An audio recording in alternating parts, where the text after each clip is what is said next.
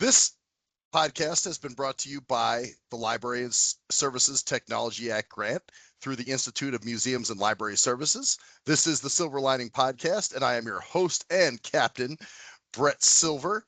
And like I said, it's my first podcast, so hey, things are a little bit weird.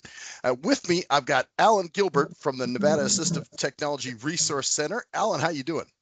All right. How you doing today, Brent? Good, good. Doing great. And like I said, man, this is our first podcast. Thank you for going through this with me. Well, I So appreciate you offering it to me. absolutely, absolutely. Let's start out. First of all, how did you even get into this line of work? You're going to take me back a little bit. Oh yeah. Well, it was a gentleman by the name of Reggie Bennett who used to run independent living programs. Um, I used to work out at a gym. He was into bodybuilding. He was in a wheelchair. He was a para. Um, he had a daughter, I had a daughter, and they used to be in daycare together. We just and our daughters kind of looked alike. And one day he actually went to go pick his daughter up out of daycare and started walking out of the daycare with my daughter. And Oh, it was just kind of funny. what? Yeah. Wait, how do you confuse your daughters? How does that happen? So that's kind of how we met. But I was doing, you know, collection type work. I was tired of it. I wanted to do something else. And he, told me about what he was doing and independent living, where he was helping folks get their homes modified, uh, getting, ramps, walk-in showers, doors widened so they can get in and out with their chairs and whatnot. Things like that. And then for the people who had just become injured, to help them get back on track, transition back, and letting them know that life still goes on. So we would help them to try to get, hand controls for cars, teach them how to drive and whatnot, things like that. So And that was Rage, right? Rebuilding that all was goals Rage. efficiently. That was his Yes, organization, right? Right. yes. So what I did was he told me about it, and I actually left my job and volunteered with Rage for 6 months, and I really liked what I was doing. And they somehow got me written into the grant, so I became an independent living specialist. Um, and I did that for like 10 years. And then, the grant moved, you know how it goes in our field. The Right. grant moved. And so I went back out to do, regular work. And then someone reached out to me about doing assistive technology. And I jumped on it. So I got into this program with the University of Nevada, Reno. It's under the NSED program, Nevada Centers for Excellence in Disabilities. We have all these acronyms, Um, the program that I'm on is the NATRC, or Nevada Assistive Technology Resource Center. And that's how it came to be. I am a project specialist now for Nevada Assistive Technology Resource Center. Awesome. And so now it's through University of Nevada, Reno. Yeah, So obviously, but you guys serve the whole state of Nevada, not just the Reno area, correct? we serve the whole state. I am in the Las Vegas office, yes. Okay. So anyone in Las Vegas would get a hold of you personally. And what exactly do you do? Do you go out and do an assessment of what they need? How does that work? Um, well, we really don't call it an assessment. They like for us not to use the assessment term, but I Ah, I'll either visit or have them come in. I'll just break it down what the program actually does. So anyone that has a disability that wants to explore any type of assistive technology from any end of the spectrum, whether it's for hearing, for vision, whether they just want to learn how to use a smartphone or a new computer or put an app on a smartphone, um, we can help them. We have a demonstration room. We invite folks into the office. We'll demonstrate the devices that we have to them. If they find a device in our office that they think is going to work for them and help keep them independent or whatever it is they're trying to do, we'll loan them that device, loan it out to them. So it's a try before you buy type situation. A lot of times we're dealing with folks that are on fixed incomes and low incomes. They may discover a device in our office that they actually may not be able to afford. At that point, what we'll do is we'll try to reach out to one of our community partners and help them get that device. That was my next question, is if you guys actually paid for the device for them. So, because obviously your whole service is free. There's no charges for it or anything, right? Correct. Correct. We are not the funding source for the device. Okay. We Okay. are just a loan library. Kind of like we are. Yes. Same thing. Yes. Okay. All right. So they can, do you train them on this device a little bit, or like, can they set up time to, hey, I'd like to learn more. Like, let's say they want JAWS on their computer or something like that. Would you actually do like training sessions with them? We would set up a session to train with them. And we would probably use one of our resources out there, such as a Voc Rehab or something like that. Um, that would have the JAWS. Actually, we don't actually own the license for the JAWS, but we can assist with training on using it. Okay. Okay, cool. So, and what if the person's in like, say, a rural area like Pahrump or Amargosa or any of those places? Do you still go out to them? Like, would you go to their house or do they have to come to you? Yes, Okay. yes. We do try to serve our rural areas. Yes, we do. Oh, great. Okay. So yeah, basically you would give them a little bit of training, give them a little crash course in how to use the device. Then, like we said, if they can't afford the thing, you might reach out to a community. Who would be a community partner? Would you say, is it like Bureau Services for the Blind? I'm just thinking as a blind person, but I know there's other things. You yourself, because I've had success with you and the Talking Books program and some of my clients discovering your device. Um, I would use Care Chest out there, Voc Rehab. Okay. These are Okay. agencies that I would use. Blind Connect. All right. And they would actually purchase, the device for, like, you had showed me a phone. I actually purchased it myself, but for somebody who can't do that, they can go through some of these organizations and they would buy those devices for them. Yeah, you would reach out to one of the organizations. Um, obviously everyone's not gonna, just buy you a phone or whatever. But and there's a process you'll probably have to go through, and 9 times out of 10 there is a waiting list you may have to go on, but it can be done. Right. Right. Well, I've been to your office and I've seen some of the stuff you guys offer, and it's pretty involved. The one thing I liked was you had a robot device for those who didn't have the use of their hands, that would actually feed a person. Everyone loves that. That's the OB eater. Um, yes, anyone that has dexterity issues. It is a robotic that can feed a person, and it's called the OB eater. OB eater. Wow. What about for like, say the person has to sign their name or something like that, and they have dexterity issues? Can they use that same device for that, or do you have something different? Uh, then we would probably think of some type of a personal assistant type device. Again, that's where the brain goes into work, and you're trying to, and then you would need to see the person. That's where I was going to kind of channel back to um, those rural areas. Those are more of a little project because you have to visit the person more than likely first to do that quote unquote that assessment to see what the actual barriers are, and then you would have to come back to your office and try to figure out a device, and then you're going to bring out several devices back to them. So that's going to be a process in those rural areas, but we do make them work. Ah, okay. So what if you don't have the device? Like, say it's something, like the thing I just threw at you, like something that would sign. I mean, are you guys just tied into every assistive device known to man, or do you sometimes have to do some research, Jack of all trades, master of only some. Okay. Right, right, exactly. um, Research. I do a lot of research. Um, it's just critical thinking, man. How can I get this person from point A to point B? Right, right. Okay. So as far as if you don't have the device, you guys might find a way to order it. or Or something. yes, yes. Okay. Or we can reach out. Maybe one of the community partners may have one. We also can probably put it on our wish list, and hopefully down the road can also have it, for loan, for put in our library.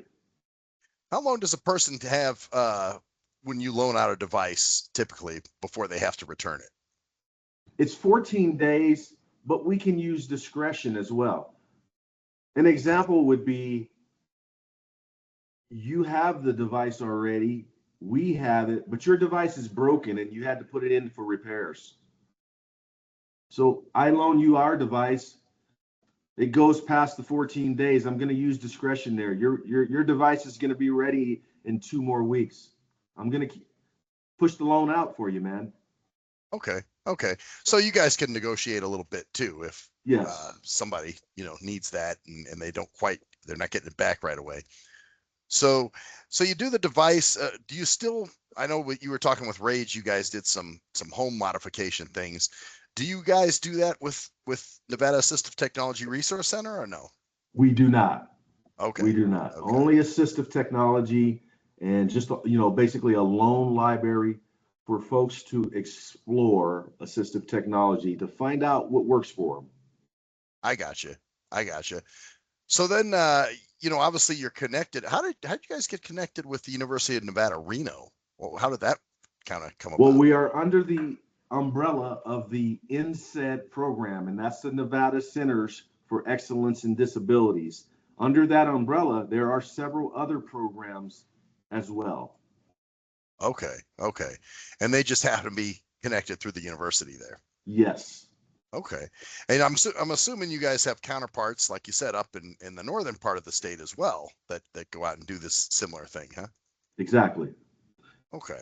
And they're Well, they're actually on campus. oh, okay. So that's the actual office for them is the campus of the University of Nevada, Reno. Yes, yes, sir. Okay. All right. So if somebody in Elko, I guess you guys would have to go out and see them or whatever, I'm assuming. Yeah, we split the state in half. Any of the rurals and the Mesquites, the Pahrumps, that's my side in Las Vegas, and then you got all the Truckee area and all that stuff up there. Would be the Reno, office. Then And then I'm assuming that would be Scott, correct? Your yes, he is counterpart. the director. Okay. Okay. Wow. So Got Youngs, I'm sorry, Scott Young? got Youngs. Yes. Okay. Yeah, I've met him before. And he's a great guy as well. So you guys, it's only a few of you, and you guys are kind of covering the whole state with just a few employees you got there, huh? I'm glad you realized that. Yes, it's it can be tough, um, but we get the job done. We do the best we can. Right, right. Well, things have changed because, obviously I'm a native Nevadan and I've been in the position that I've been in for, well, now going on 20 years. How it used to be, I was going through, Bureau of Services for the Blind, and they said, oh, they came out, they did an assessment for obviously a work related thing. And they said, okay, we're going to refer you out to Easter Seals. And then it was Easter Seals. Somebody from there came out and would train me on these devices and they'd purchase these devices. What about in a work situation? I think we've kind of covered the living part. But what about a job situation where somebody might need some assistive technology? So again, there we would probably refer out to Voc Rehab at that point, Okay, but Voc Rehab would use us for the exploration of the devices that while they're trying to figure it out, they would use us for the explorations of the devices. I see. I See how see. it works? So you would go out there, try different devices with the person, and then report back to Voc Rehab and say, okay, this would probably be the best possible We are device for them. consumers' choice. We don't make any decisions for the consumers because who can make the best decision for them? Themselves. They're the ones trying to device, it's their eyes or their ears or whatever. So they're going to report back to Voc Rehab. Well, I went to Allen Gilbert over at Nevada Assistive Technology Resource Center. He demonstrated these 3 devices to me, and this one seems to work the best. This is the one I'm going to need for the job. And I then see. Voc Rehab at that point should be able to assist them in getting that device to help them get that job. I got you. I got you. I know kind of in the past, it's sort of, I've found that they try to push you to a specific device. That's how it used to be. So you guys have kind of changed the model a little bit where it's like, well, what works for you as opposed to them telling you what works for you. It's consumer choice. There's no cookie cutter here, man. It's consumer's choice. That's how it should be, really. Yes. And so when, a lot of times, like I said, I mean, I back when I was sort of coming up, Window Eyes was my choice, which they don't make anymore. That's a screen reading software for those who don't know. And they said, well, no, JAWS would be better for you. JAWS, JAWS, JAWS. They were really pushing me to JAWS. So now I'm a JAWS user because of that. So, I guess Right. that the model has sort of changed a little bit. So, And you and I kind of had a little taste of that. You were given a Flip Z phone with a oh, touch that's right. screen. Yes. Yes. And I don't know. I kind of knew right Actually, away. you mind explaining? You could go into it a little bit because I'm bad with the touchscreen, obviously, not being able to see, how they Right. work. So You're you could you're go set into in it. your ways of the way you touch the phone and the screen. And for you, you're more tactile, push a button, solid touch. For you touching a touch screen, you're pushing too much. You're dabbing around on it, and that's too much for a touch screen. You're turning on things, turning off things.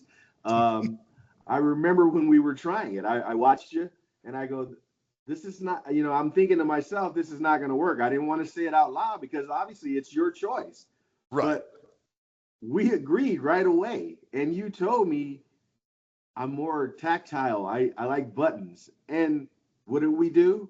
We found the phone, the blind Blind shell, shell. uh, classic 2, I believe it was that Yep. we tried. It's in my pocket And right now. the day that I bought that phone to you, like the minute you put it in your hand, there was a glow. I saw you glow. Yeah, and it took some work because I remember you guys brought me several phones over the course of, several months, and Yes. it was that particular one that just hit the light bulb turned on, and it was like, Yes. wow, here we go. So, And you yeah. you you um you adapted to it right away. And as I remember, the only thing you had reached out to me for after that fact was, how do we get Uber? That's right. That's right. Because it's a closed platform phone. Yes. So there's certain apps. Now the 3 actually does have it where you can download outside apps onto it, third party apps as Yes. they call them. So, but there's so many different devices. Like, what about the glasses? The Meta. And by the way, this is not to endorse or promote any products. We're just kind of discussing a few products that might be of interest to our patrons. Have you anybody like the glasses, the Meta glasses? I'm finding that to be huge in the vision impaired community. Um, once once everything's all paired up and the person actually learns how to communicate with the glasses, um, I think it can be a good thing in the vision impaired community using the Meta glasses. Okay. Okay. We got there's a few other devices that you had. The one oh this was my other favorite. The one that's supposed to, because a lot of these screen reading softwares don't scan handwritten material. And I can't tell you how many times I go out to a networking event and the person says, "Oh, my email's not on my business card. I'll just write it on the back." And obviously I can't with the software I use, it won't scan handwritten software, but you actually have some kind of device that will scan handwritten software. Talk Well, about our handwritten stuff. you're touching on something that I like, and this is when I discover free apps that you can put on your phone that will do things like this. Um, as you said, I'm not endorsing anyone, but I'm going to mention the app. It's a Seeing AI app, which can read handwriting. Mm, And okay. I think that was the one that I pulled out on my phone and actually showed to you. I go, it can't read, it's not going to read a doctor's signature. In, in the case of my bad signature, we even experimented. I thought it was a device because I remember, like I said, coming to your office and I said, well, let's see if it reads my signature. Because if it reads my signature, then hey, I'm sold. And if you remember, it could not read my signature. That was a Seeing AI app. Oh well, actually, I did have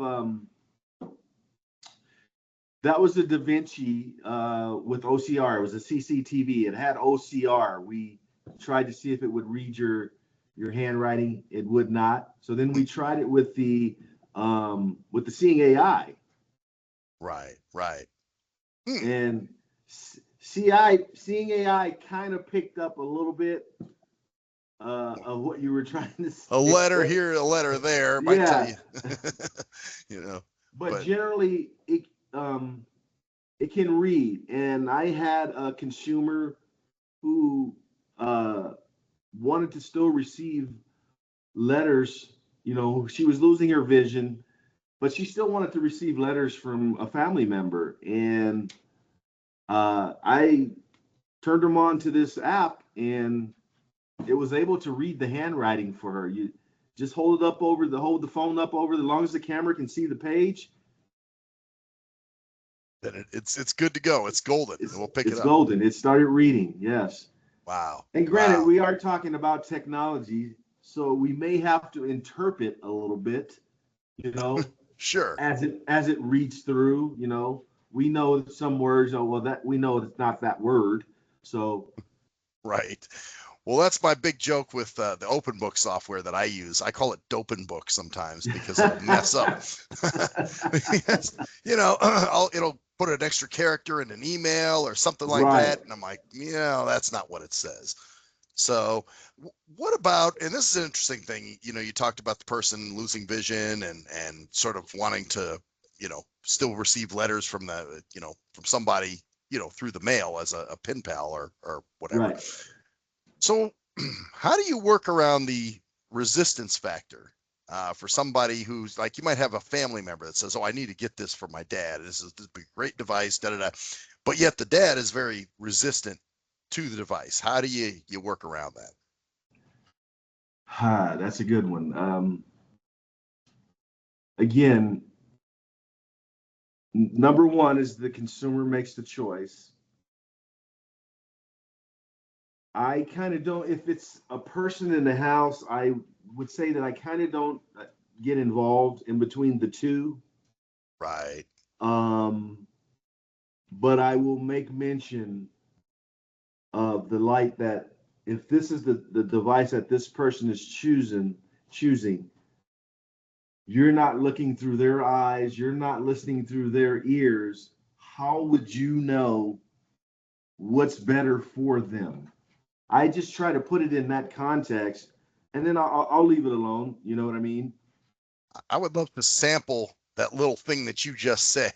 Because I would love to, I can't tell you how many times somebody says, "Oh yeah, this would be great for you," or "You should do," and you're going, no. So, like you said, you're not seeing it through their eyes or hearing it through their ears. So how would you know that in fact this would work? So you have to do a little of that, I guess, sort of like a third party intervention sometimes. Yes. Wow. Those and you know, and you should know as well. We run into that a lot, um, where someone else is trying to make the decision for the person. Oh yeah. Yeah. Yeah. We talked about that earlier, actually, where Yes. you'll get somebody who's, a counselor at Folk Rehab or whatever and says, "Oh, this is what they need." And it doesn't work for that person. What happens to So, that device? I go to their house and it's sitting on a counter holding down something. They never use exactly. it. Exactly. Actually, speaking of devices, and you kind of touched on this, you guys are actually set up as a demo account through the Talking Book program. So, are you going out quite often and demoing our players for people? When I have folks visit into the office, if that's part of their goal, wanting to be able to read books still, I your device is on the table along with any other device that I'm going to demonstrate to them. A lot of times your device wins is because the minute they grab it, and this is an example of one of my cases, I walked out of the room. When I came back, the lady was already working the device and told Oh, me that this must have been made by a blind person. yeah, pretty much. Designed for the blind by the blind, you know what I mean? Right. So, So she made a choice. She tried the other two devices she had in front of her. She picked up your device and immediately figured it out. When I came back into the room, she was already operating it. The consumer made the choice. that's awesome. That's great. So it wasn't even like you didn't show her anything else first. She just happened to play with that and go, ah, this is it. This is where the light bulb. I showed her each one of the devices. That's because that's part of what we do. We demonstrate and we'll train. So I'm more hands-on, so I usually ask the person to do it and I walk them through it. Or I may be holding a device exactly like theirs and I'm doing it at the same time that they do it. I'm trying to create a little muscle memory for them as well. Okay. You see what Okay. I'm saying? You know what? Oh, They go ahead. may remember how to get back into this thing if they forgot. You know what I mean? Just Right. because I walked them through that. That's true. Like once you pick it up, you like they say, if once you ride the bike, you don't forget. Right. You know. So, I just had me thinking too, we got the new talking book players, and I might have to come by and show you how the new one works. That actually has internet capability. Well, we'd like to be kept up to date with the latest technology. Okay. Well, you know what? Maybe when we get done here, we'll set up some time to come out and see you, or you can come see me, whatever's easier All in this right. case. But yeah, well, because I think you'd be interested. The new players are really cool. Again, not to endorse or promote. Well, we're not obviously our program's free, but just so they know, yeah, the new talking book players are really cool. And yeah, By I think. chance, is that one of them on behind you on the table? Ah, yes, right here on the desk. It's sitting right behind me. Okay. This A is the little guy different, right here. little different shape to it. Oh, and a little handle on it. That's Yep, nice. right on the side. So, Okay. if like I said, when we're done here, we'll set that up. Okay. But what I want to get from you now is if people need your services or want to get in contact with you guys, can you go ahead and spit out all the contact info?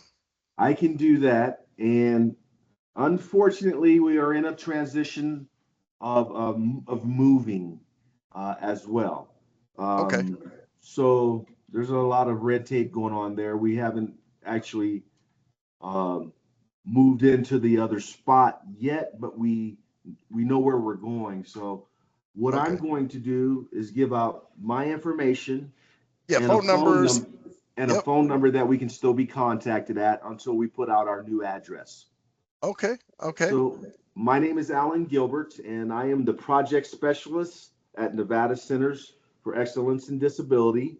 The program is NATRC, or Nevada Assistive Technology Resource Center.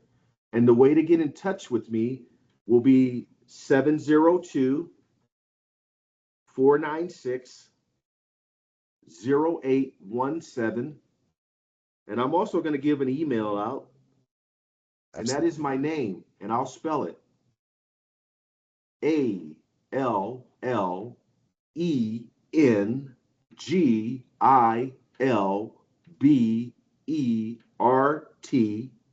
at UNR.edu. That is Allen Gilbert at UNR.edu.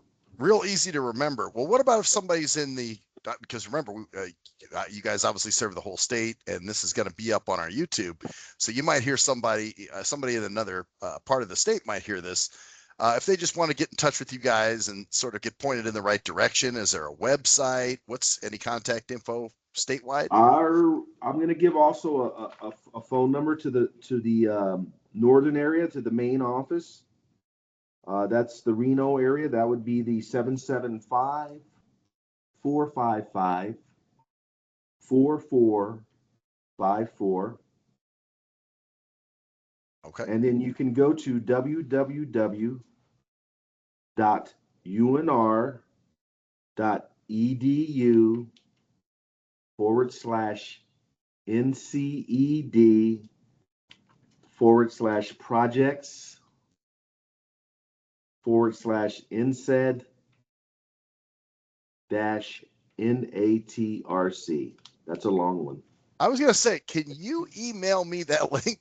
Because I'm going to put that in the description on the in this podcast actually, so Okay. people can connect to you. So when we're done here, just shoot me a quick email with that link, and then I'll pop it in the description, and then we can get it going for you. Alan, this has been great. I thank you for making this podcast awesome for a first podcast. So Appreciate you having me on. Absolutely. Like I said, hang on with me after we're finished, and we'll talk about the other thing we were talking about. Okay. So anyway, this has been the Silver Lining Podcast. I am Brett Silver, the Outreach and Public Awareness Coordinator with Nevada Talking Book Services. And again, this program has been made possible by the Library Services Technology Act grant through the Institute of Museums and Library Services. Thanks for listening, and we'll catch you next time.